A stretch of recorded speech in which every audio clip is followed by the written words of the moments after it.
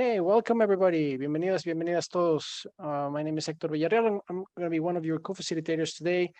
And alongside me, it's Fernando Murray. Hello. Fernando, he's from Brazil, but he actually lives in Canada, and he is one of our colleagues in virtualfacilitation.com. And alongside Alex, that Alex is not today because of he had this illness called vacation, so he cannot connect because he's on vacation, right? He has this issue, so he won't be joining us today, but he's going to be back for the hybrid last session that we're going to be having in 2 weeks time. So thank you for joining us. Probably some of you are on vacation, so thank you for taking your time. Thank you for joining us, and we're going to be working today all together in terms of our large group facilitation. That's our topic today. Bienvenidas, bienvenidos. Fernando y yo vamos a estar como sus anfitriones el día de hoy, que vamos a estar trabajando en la sesión de grupos grandes, cómo facilitar grupos grandes. Thank you. Gracias a todos. So I think we can get started, Fernando, don't you think? Let's start. People will be coming in. I'll be accepting them in, and yeah, we get people on board as we go. Welcome everybody.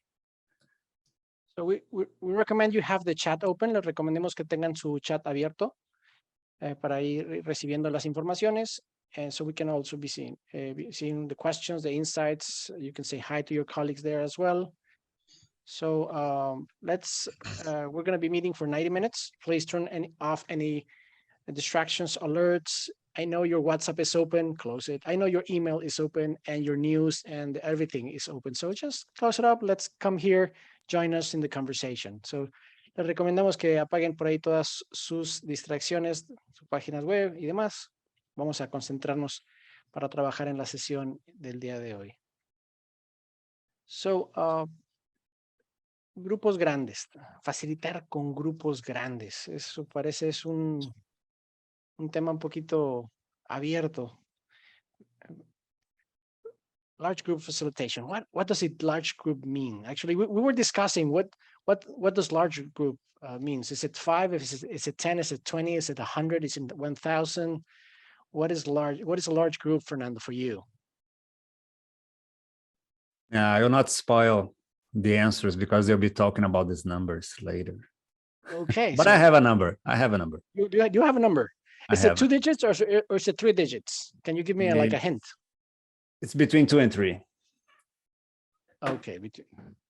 Thank you for that. Because it depends.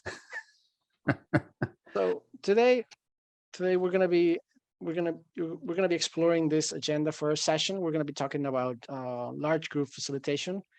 We're gonna talk about what's your number, because we found that that number tends to change a little bit. We're gonna be talking about some scalable methods and a matrix that we've developed when we were discussing about this, and we'll like your opinions and your ideas. So let's get started, and we would like you to connect with one another. We're going to be using one of our favorite methods and liberating structures. We'd like for you to connect with you. So we have 3 questions for you. So what was your biggest group you facilitated? The questions are in the chat. What worked very well and what didn't?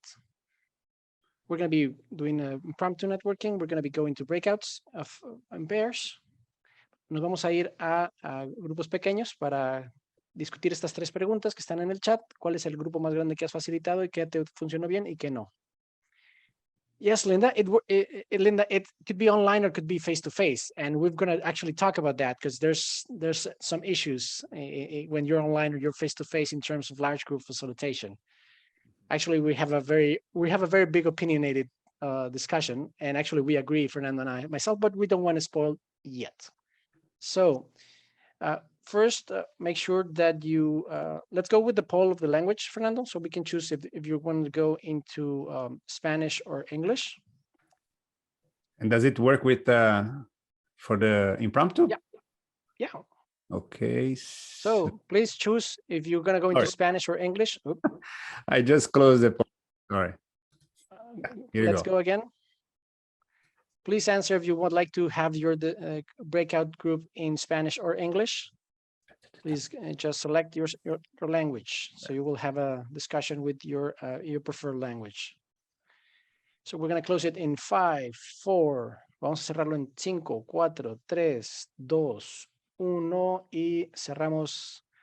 We're closing the poll. We're going to create the breakout rooms. And we're going to add some more just in case. Heather just arrived. Welcome. You're just starting. So we're going to go 4 minutes. Are you all ready to go into the breakout rooms? Can you give me a thumbs up if you're ready to go? Ready? Good, good, good. 3, 2, 1. Okay, here we go.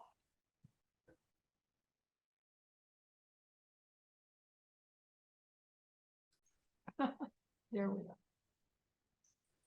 go. Welcome back. How was it? You had a good chance to have an exchange? Mhm. Yeah. Okay, let's do a second round. Please select your language, please. Let's see. If it comes that you go with the same person, it means the universe wants to tell you something, right? So Learn take a advantage of another that. language. Yeah, so let it flow. So have you all selected? Ready? 5, 4, 3, 2, 1. Same questions? Same questions. They're in the chat. Okay. Let's go again. And see you in a bit.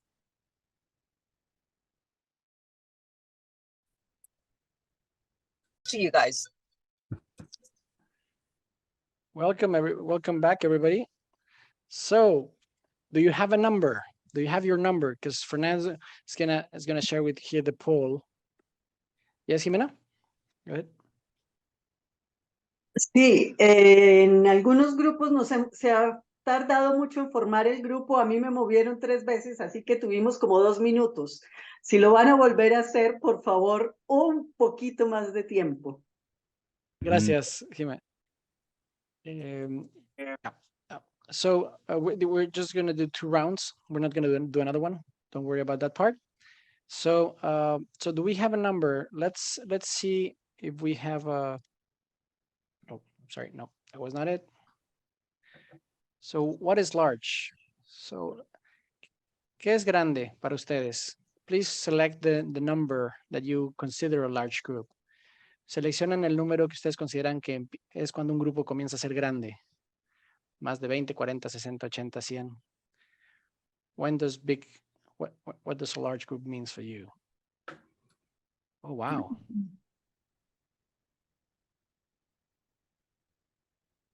I do have to say I have to consider that I was expecting a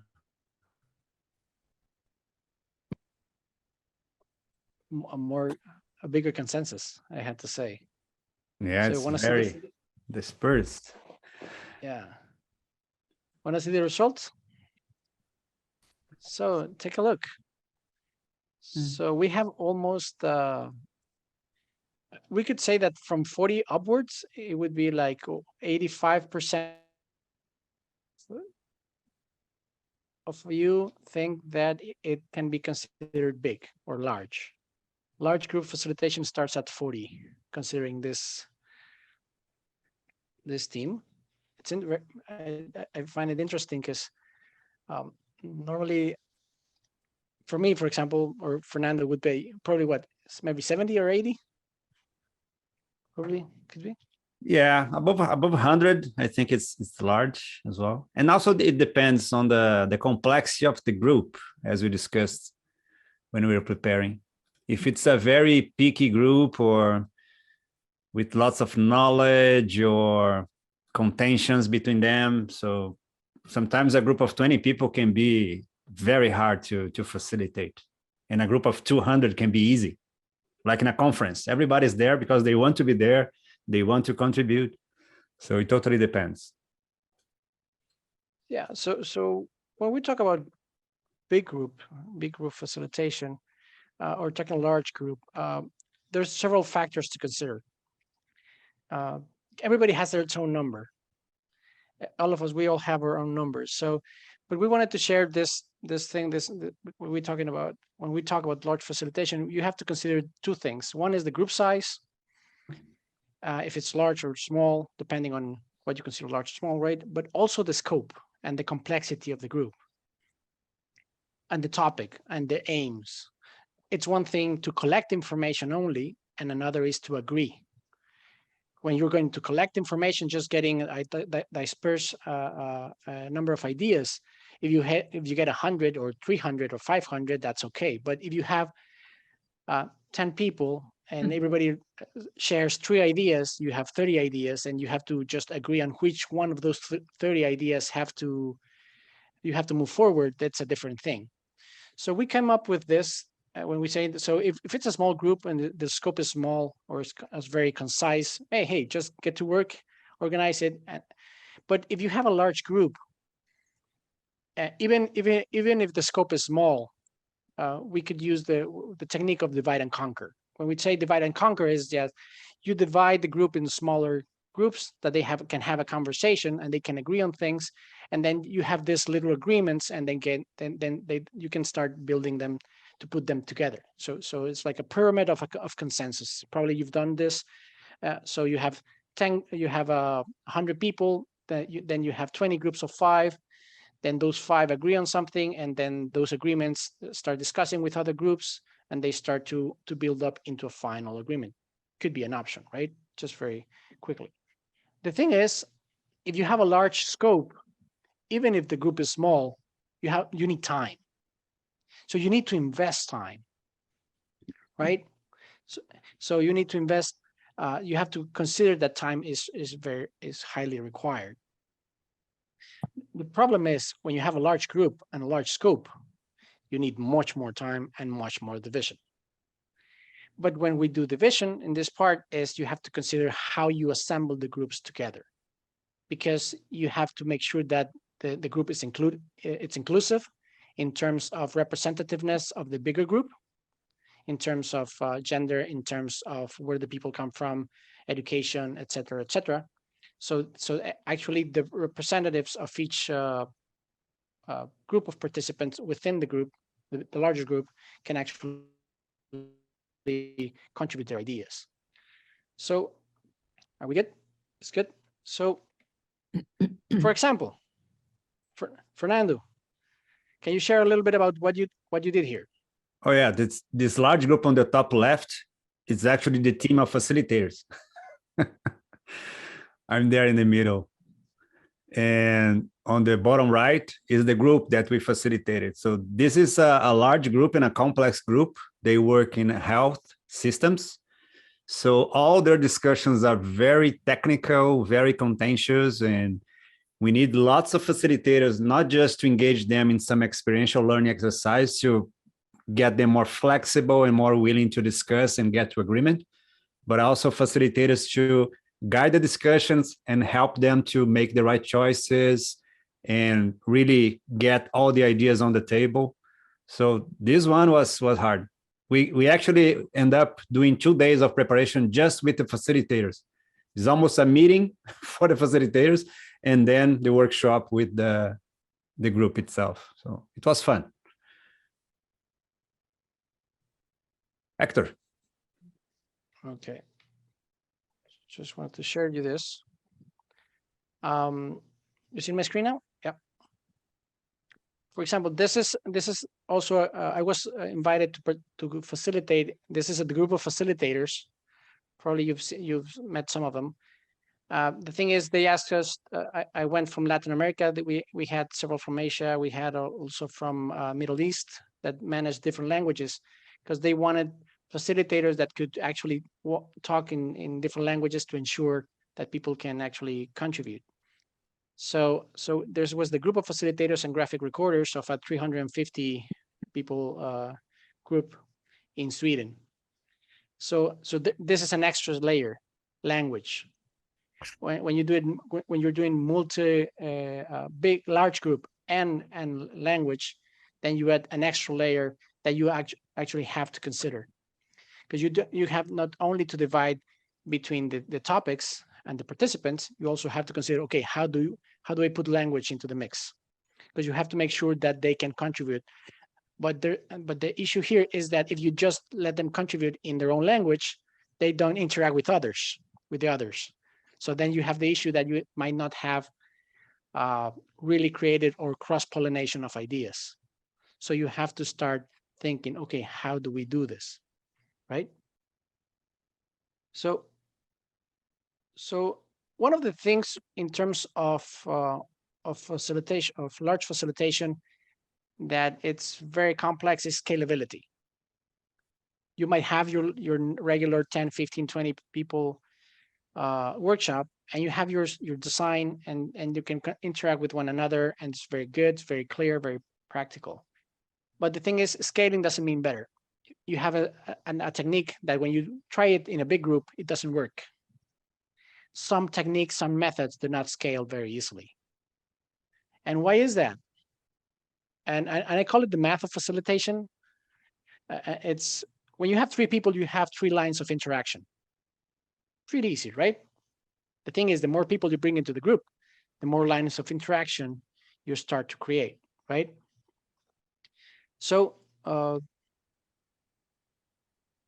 so you can here think, what happens if you have 14 people? If you have 14 people, you have 91 lines of communication.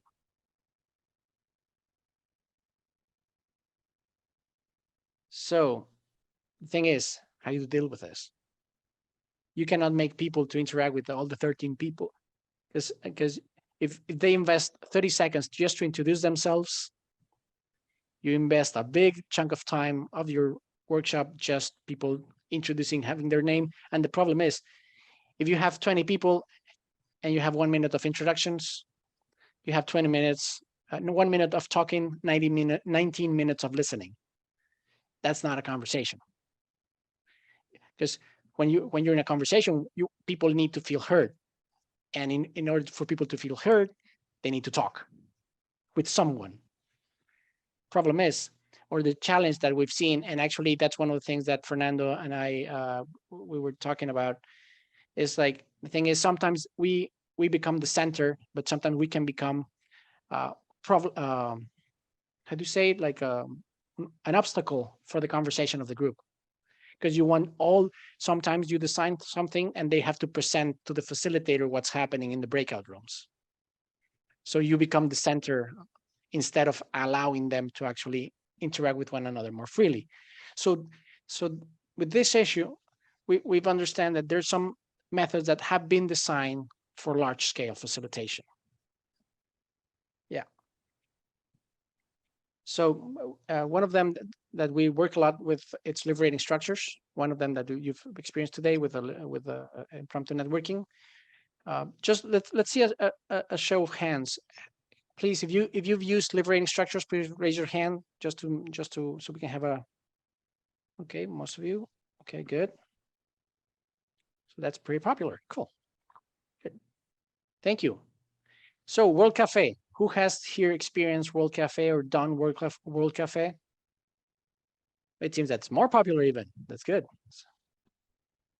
So I bet open space, then it's going to be very popular too. So who's done an open space or facilitated open space? Yeah, I think I have to. So not that much. So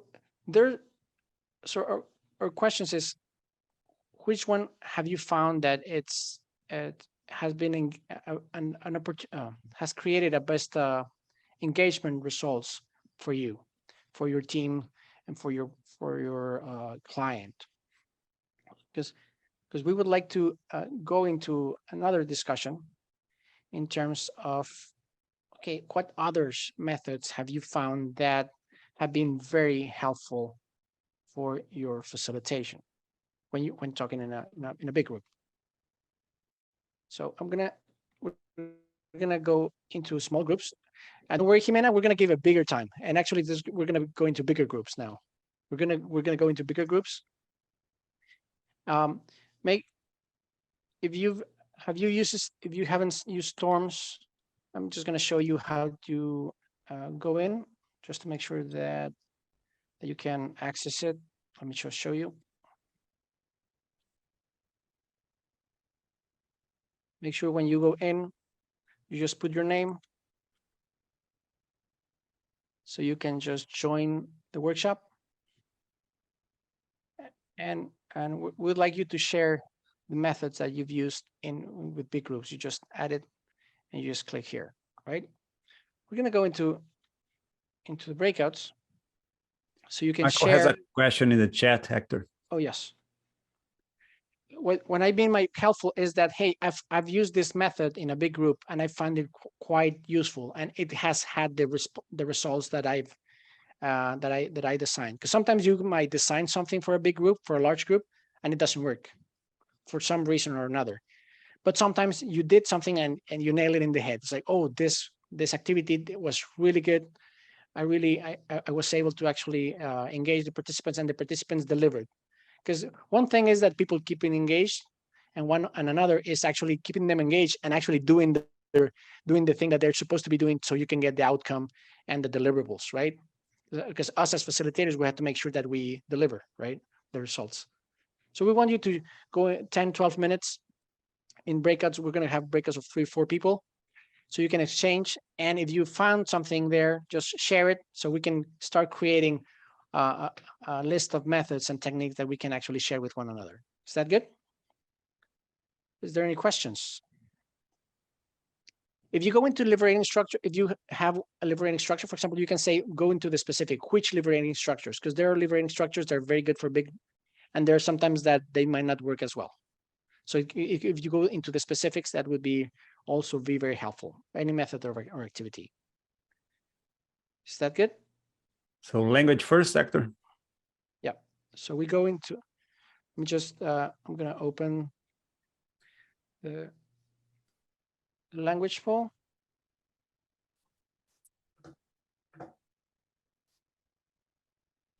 Por favor, si pueden seleccionar el idioma, vamos a ir a conversar sobre métodos para uso en grandes, en sesiones grandes, con técnicas grandes. Muy bien. Thank you for answering. We have 5, 4, 3, 2, 1. Cerramos la encuesta. So, good. Vamos entonces, vamos a estar trabajando 10 minutos y regresamos. ¿Listos? Vamos a conversar entonces.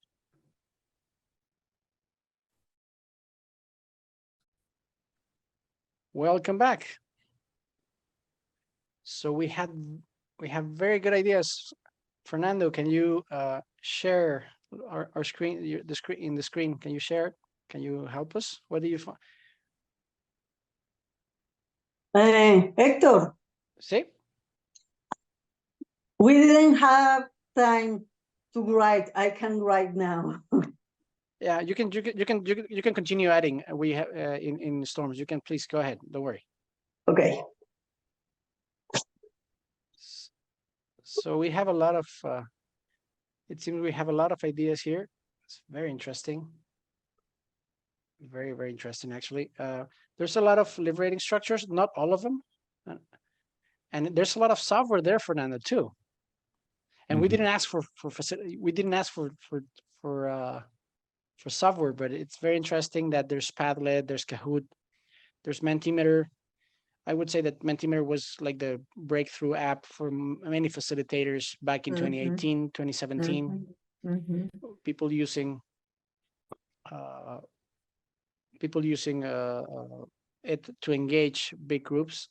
But one thing is engaging, asking people to do something, documenting, and another is actually creating a facilitated process where actual people can actually have a discussion, have a conversation, and agree, and have a consensus or a decision making at the end of the day. Anyone that you would like to share, Fernando, that comes out that you would like to ask the group about it? Oh, the Samoan circle. Where is it? Yeah, This one. I am the one who put it on the board. Do you want me Tell to? Rosalie. Yeah, I can share a bit about how it works. So this is a type of fishbowl, and the idea is you pick a number between 3 and 5 of chairs you're going to put at the center or at the front of your room, but you're going to set them up so that those people are having a conversation together. So they're not in front of people, they're not looking at the crowd, they're in a circle talking to each other. And everyone else is on the outside, and the design is only the people in the front chairs can talk, and they're having a normal conversation. And everyone on the outside is not participating. There's no interaction between the smaller circle and the bigger group. Of course, sometimes there'll be a reaction, but you try and ask the bigger group to be really quiet and just listening. And if people want to join the inner circle, there's no rule about who's in and out. You let the group deal with it. If there's a free chair, anyone can join. And if there's no free chair, people can stand in line to be like, I would want to come in the circle. And it works with the peer pressure type of thing. When the people in the inside circle realize, oh, there's a line of people wanting to come in, I'm going to shut up and let someone else share their opinion or point of view. The fantastic thing about it is, as a facilitator, you have nothing to do. You give them the rules, and then you set up a timer. And that's the only thing I do as a facilitator. It works online and in person, because online you just do it with the camera on and camera off. Works the same way. And what I've had participants tell me is, actually the debate goes further because it's such a small group conversation. It can go deeper than if it's like the large group. People really listen to each other because they're not constantly thinking about what they're going to say next or how to interrupt the conversation. They can really listen when they're on the outside. So there's a real quality of the listening. Yeah, I've used it in a few instances and really love it. Nice. Thank you, Rosalie.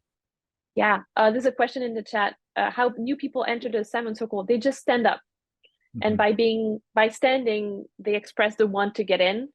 And usually people on the inside will make room. I'm happy. I have a written description of it. I'm happy to share it with you if you want. That would be great. That would be really, really great. If you can just share it in the chat, or you can upload also the file. If you have any file that describes it, you can also put it, just drag it into the chat, and everybody will be able to download it too. Awesome. Or you can just give it to us, and also we'll share it with everybody. Yeah, I might do that because I'm not sure where it is. It's somewhere. Yeah, in a pile of files. I do have it somewhere in my computer. Where, I don't know, but it's in my computer, right? Yeah, we've all been there. So let's take a look at another one. Speed dating. I think can anybody share what their speed dating? I would be interested to just listen how they've used it in a large group environment. Vamos a ver si podemos escuchar del speed dating como opción. Okay, that would. Oh, somebody else wrote it. Okay, I thought that was mine. Okay, go ahead. Sorry. Oh, speed dating. Yeah, go ahead. No, did somebody else write it? Oh, who wrote it? I think it's yours, then. Sure. It's you. Yeah. Oh, it's me. Okay. All right. So the speed dating I've come to learn that I've done is a variation of the World Cafe. Because my understanding of the World Cafe is that one person stays seated and others rotate. Speed dating is everybody moves. So it's like, it's quick for groups that don't know each other, but there's not a lot of time. So big groups, and you only have maybe 2 minutes to talk about yourself and your interests. So you have like a table, just 2 persons, a couple. But then after 2 minutes, 4 minutes, I ring a bell, and then they have to move, but they have instructions of which table they're to move. So you might have 10 tables, and they have the sequence of from table 1, you move to table 5, and each round you get to speak to someone new. But it's not for debriefing, it's more getting to know, and maybe 5 minutes to speak on a topic, but there's not enough time to go in depth. And as for debriefing, the debriefing would just be on certain themes that emerge, like persons want to share back in plenary. Thank you. Thank you. Thanks so much, Anne. Definitely can be very helpful. And actually, probably you could do it standing up as well, right? Right. If you're standing up and then you just do two Yes. lines. I don't know how you did That's a like variation. school dances. If you think about school dances, I don't know how was your school dance when you were young, but guys in one side, the girls in the other side, just one in front of the other kind of thing. So you could get these two lines and then it would be rotating just physically. That could be an option. That's good. It's interesting. We're just great to be able to see all these options. It seems that there's some valuable information there that people would like to know about it. We're going to be uploading it as well and export it. If you give me some time at the end of the session, I could be able to just download it and just export it on the fly into an Excel sheet so you can have the list as well. So we've been talking about big group facilitation, and another thing, and probably Alex, you've seen Alex in the previous sessions, would be very sad because nobody wrote storms in it. So he would be very sad to see that you didn't put storms. I think Mary Ellen but yeah, did. but it's not written. It's not written. Is it? It's not written in storms. So if it's not written, it's not there. We are so, safe. sorry. Someone raised But, her hand. Yeah. Yeah, we're safe. We're safe. So let's see what storms does. Sometimes technology can be very helpful, and we wanted to just see if we can get this clustered. Interesting. Sorry, this was not it. Actually, I was going to do something different. And it would, let me just here. I'm going to cluster these ideas into automatically. Oh, it's working. Yeah. So now we have all the different ideas being clustered depending in Oh, interesting. yeah, and actually it created some clusters here in terms of artistic confluence, interactive learning tools, navigating ethical paradoxes. Well, if you think of it, yeah, because there's some exercise could be yeah, unified all the learning structures and conversation cafes. Good, interesting. It's just an interesting idea of how to group this together, the different types of activities. I did like 80% of the work and the rest needs to be done manually, right? You can move the 25 and the conversation cafe to liberating structures. Yeah, definitely. Like, absolutely. Yeah, then I know why this would go here, probably. Interesting. Just a question here, because in the red and the pink, Yep. Is there quite a difference between them? One is the interactive learning tool, and the pink is interacting collaborating tool. Yeah, the thing is, sometimes the AI doesn't do a very fine distinction between the clustering. But I do think that it actually creates another way of thinking, because you can see, okay, what other artistic methods, and you can start thinking about artistic methods, and or what other tools, for example, in terms of technology. I would probably agree with you that the interactive learning tools and interactive collaboration tools would be the same. I would probably put them in the same cluster. Go ahead, Emily. Thanks. This is really interesting. And I'm curious, a question that came up in our breakout was how to, work and like collect the harvest or harvest the conversation or the sticky notes or the flip chart, like when you're in person.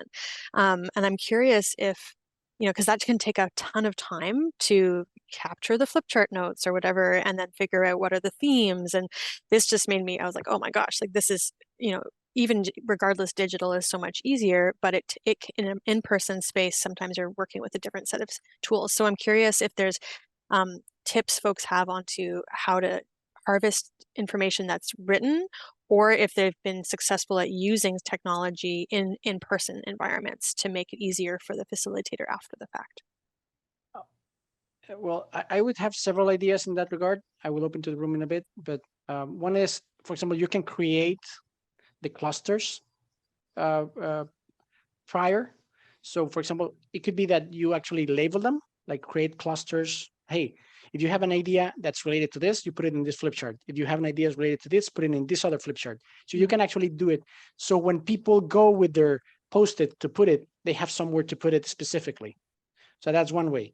And or it could be that you just create a cluster without a title, and that would happen afterwards. So you can just create 9, 12, 15 different spaces, like with, you have like 5 flip charts divided in half and say, hey, check the information that's already there. If what you have there is not related to it, put it in another one. Or go and look if it's related to something that's already there. It's still going to take a lot of time, because when you have a big group, if you have 80 or 100 people, and they have 5 ideas, they want to put it over there. And actually, I did it like 4 weeks ago, no, 3 weeks ago when I was in Brussels. What you have to do is just, you have to just give them 15, 20 minutes to actually, they go through it and they put it there. So what I do is I create in the brainstorm part phase and the clustering, they say, hey, do your brainstorming, put it in the Post-its, and then you'll have this time and you'll do it like this. And then you'll just give them 15 minutes. Normally I would do it before a break. So if they need more time, they just use part of their break time. And then after the break, then you start reviewing the information and you have a little bit of more time. So you play with the scheduling. That would be my take. I don't know, Fernando, if you have any recommendations in this part, or I would just open up for the rest of the group if you would like to share as well. I think you had that slides using technology can be a very good hint for people to spark on other ideas. Okay. Well, it's. And I'm curious to hear the group as well. It all depends also on something that we work, Emily, is to do like a reverse engineering. So what is the output that you need? And then you start creating the way to get there. Sometimes you don't need everybody with a Post-it in their hands. You need one group, and from this group you have like a couple ideas only. So yeah, it depends what you need at the end, basically. Natalie has a good way there as well. Natalie, if you can just share your idea. Oh, sure. So I've done both. I was reinforcing what you had said. I put blank columns, a couple of flip charts, and I'll just give the direction of put your comment where you see something similar. I've done that electronically in the, metaverse using a Google Doc. And I was just typing up a third idea. It was a disorganized way, but it came out with the absolute best outcome ever. People came up and they just randomly clustered before I came up with the idea of, boy, it would have been a lot easier if I had columns. So I just had these random clusters everywhere. And I'm like, wow, that looks like a tree trunk. Those look like clouds. That looks like roots. And I'm like, oh, I can create a metaphor here with all of these problems, to the point where this was at a university where I was doing this work, where even the dean, who never wore shoes, he always wore flip-flops, even his flip-flops ended up in the imagery. So it was a way of helping them see that their problems were unique, but not unique. And they actually turned it into a poster that they put into all of their workrooms. So, sometimes the clusters organize themselves into something even more beautiful that's motivating. Thank you, Natalie. Much appreciated. So, so we wanted to continue here, and we have some ideas that I would like to share. And you have to consider, when you're working with a large group, of course, the participants, the space of course. I mean, what's the space that you have available? What type of it? What tables? What even the size of the chairs? I mean, you have to think a lot of that. And in that regard, are the chairs easily movable, or are the chairs too heavy and they cannot be moved? You have to think about that part. And technology, because sometimes what kind of technology? Sometimes it's good if they have cell phones, laptops, tablets, or whatever. So this is something that I use also when I do my workshop on facilitation training that I do, and also with my clients in terms. So for example, it's very different if you have for a catch box. Probably you remember this from the low tech and high tech.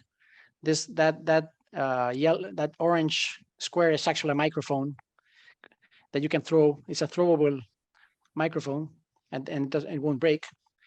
Or for example, here, this is Alex, by the way. This is I think it's a 1,200 people facilitation he did back in France, and he had 4 screens around him. He was in the center actually, and he was delivering the information. And imagine if you have 103, that table that says 103. Imagine having 103, 120 tables with people all around. So it all depends. Your design all depends. So this is one of the things that I do sometimes. For example, you can do mini breakouts just for people to create energy and connection.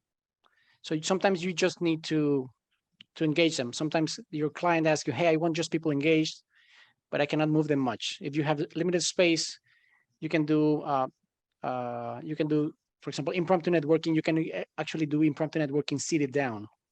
The idea is it's standing up, but you can actually do it when your audience is sitting down. And actually, or for example, the 9 whys as well. There are some things, some methods that you can use even if you cannot move people around, right? So, but if you can actually move them around, and you can have, for example, you have a big plenary room, and then you can divide them by topics, and then you divide them into mini breakouts to have discussion. You would probably need a facilitator in each one of them, as Fernando and I show you the pictures of the facilitation team.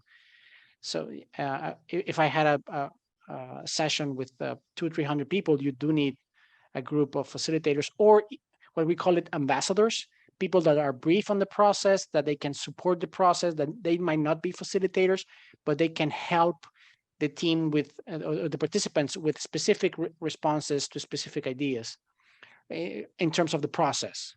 Like what are they doing? Yeah. So this is an option.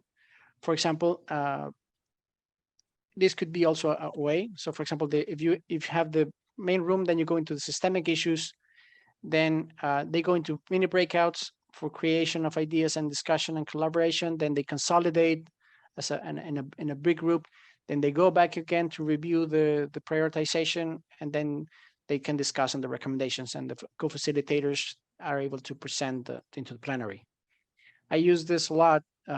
Sometimes it's good you to show them this process to the participants at times. So, hey, you're going to go this, you're going to discuss, and then you come back. Sometimes visually, participants can understand the flow that you've designed. Sometimes, and it's important for them to feel that someone's in control. One of the biggest issues with large group facilitation is that participants can feel that there's chaos. People are very uncomfortable with chaos, don't understanding what's happening, don't understanding what's next. So this is some of the issues that you have to be able to help participants with, in terms of making sure that something is actually happening and someone knows what's actually happening. Even though, as I have to confess, sometimes we don't know what's actually happening, but we just need to keep a straight face and actually say, yeah, no, everything's good. This is all going according to plan, of course. So do you have any questions so far, or any comments? Just one thing to add, Hector, is it's like architecture. So if you have a process that people feel comfortable in contributing, is like being in a room and it's set like a dining room, so you know what will happen, or it's a lounge, you know what will happen. And it's the other spectrum, the other side of the spectrum is the feeling of getting out of a soccer game with 1,000 of people moving ahead, you're just being moved with the group. So these are completely different feelings. So when the facilitation design process, it's good, people feel comfortable, even if it's a large group. So maybe that's one thing to keep in mind. Design in a way that people know what to do and they are comfortable where they are. And if you're using a digital tool to collect information, for example, this was with Post-its and we was physical. One of the things that that we've used very highly, and with Storms actually, you can use tablets or cell phones, and you create groups of 3 and then tables of 9. So the first discussion is in groups of 3. They document it in the tablet or in the cell phone, and then they can go continue the conversation with the groups of 9, with the whole table, right? So and then you might have ambassadors that jump from one table to other. As you can see, the lines, the green lines here, right? So they can, in several rounds, you can make people exchange. So the ideas get cross-pollinated across the room. So you don't want them to just stuck in one table, just talking to the same people all the time, because doing that for 4 hours can become a little stale. But you can actually move them around a bit in the experience, in the spirit of World Cafe, when you move around. So that can be able to help. But if you're going to be using technology, make sure that you have a support table and that you have plenty of the screens to share the information, because people need to see, and sometimes you might be very far away, and so you have 3, 4, 5 screens around the room, so everybody can see it from wherever they're sitting. So that's something that you have to consider when you're doing large group facilitation using technology, of course, right? So there was some discussion there in the chat in terms of transcription of digital notes. I would say that there's some technology in terms of transcription that's already there. With it's helpful, but there's still, the thing is, people write in so many different ways that sometimes, yeah, it's very difficult to actually for technology to do the work. But I think I would say it's getting there. And before we go into the last part, I would just wanted to share some final tips. Obviously, having a lot of screens, that can be very helpful in a large group. Make sure that if you can have ambassadors. I was talking this a little bit about people that are not facilitators, but that are leaders, that can support the process, that can support the whole process in terms of what's going on and what's going to happen, or for example, where to find a flip chart or where to find a marker. Some people that can be helpful, right? Give instructions in small bites. Don't give them like a big list of instructions, because people will, and if it's multi-language, even more. Hey, do this thing, takes 10 minutes, then you go to the next one, then you go to the next one. Don't give them a big set of instructions, because people who are not used to being facilitated, they won't take notes and they won't know what's happening after the first instruction slips their mind. So make sure that you give them instructions, small bites. If you have handouts, provide with handouts. The mic and mute is like, sometimes you will need a lot of microphones around the room, and make sure that you're able to quickly move around, or that you have a support team that shares the microphone around. And if you can, well, do the graphic recording as well, because that's very powerful. So, we only have 10 minutes to go, Fernando. I think I've talked a lot today. Maybe you should move to the small group discussion before the closing, right? Good. So we'd like to. So what's your next challenge? And we would like for you to. What aspect would you like to work with in terms of your large group? So we'd like to just to go out into the breakouts, or last breakout, just to share a little bit of, okay, what's your biggest challenge going forward? What's important to you for your work in when doing large groups in your next one.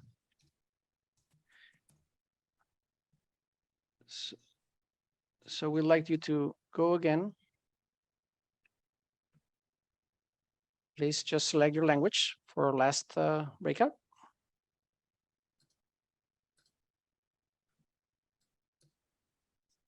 And if you have, you can select your language. We're just going to be a quick last session, last breakout.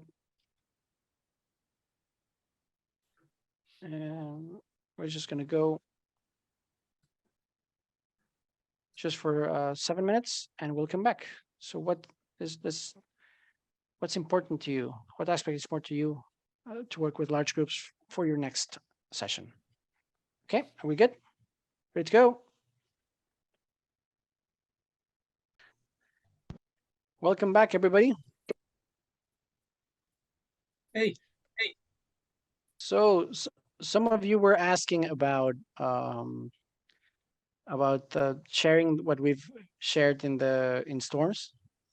So I just wanted to share with you. I've downloaded from Storms a feature here. So all the ideas are here with the different clusters that we created. So I'm just gonna share it in the chat so you're able to have it, and you can just take it away and just use it. So it's in the chat. You can download it, so you can make use of it now. So Fernando.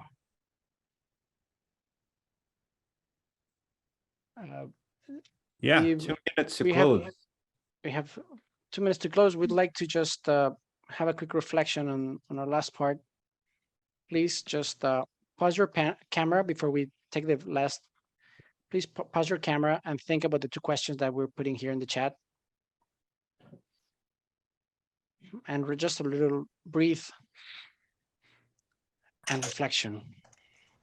What aspect is important for you to work on next time when facilitating large groups? What's important to you? And what do you think is your main takeaway from this summer camp gathering?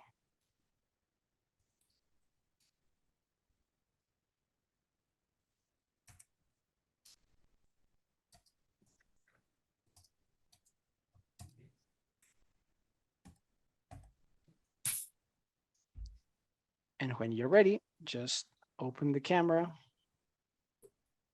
and share in the chat, please. You can share in the chat what you've thought about. It would be really, really helpful for us. Thank you.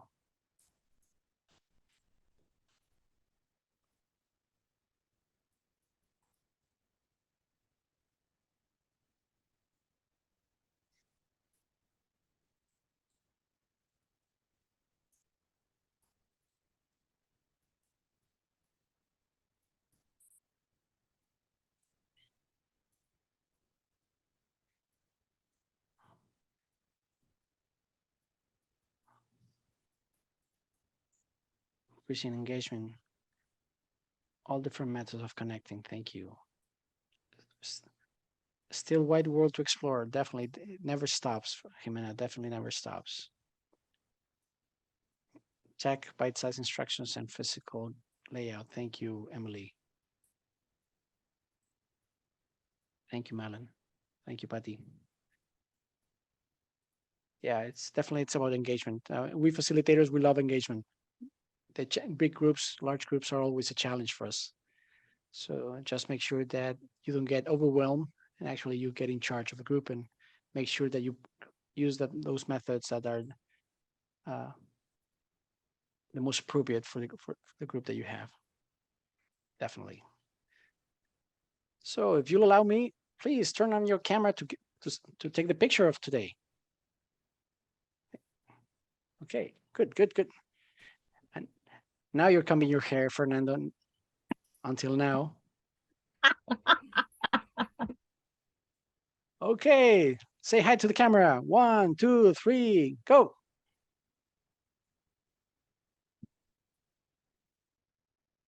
Thank you all. Thank you so much for joining us. It's been a pleasure for us to have you here.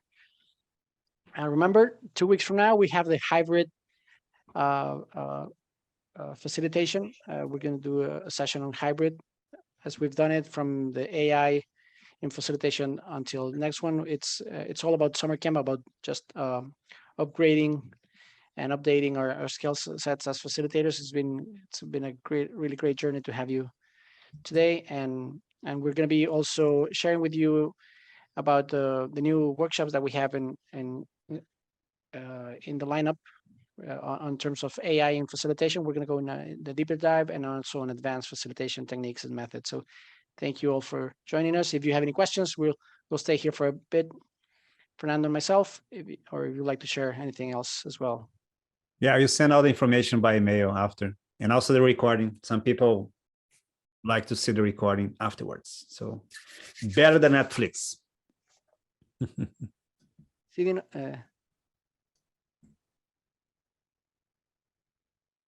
Thanks, everyone. See you soon.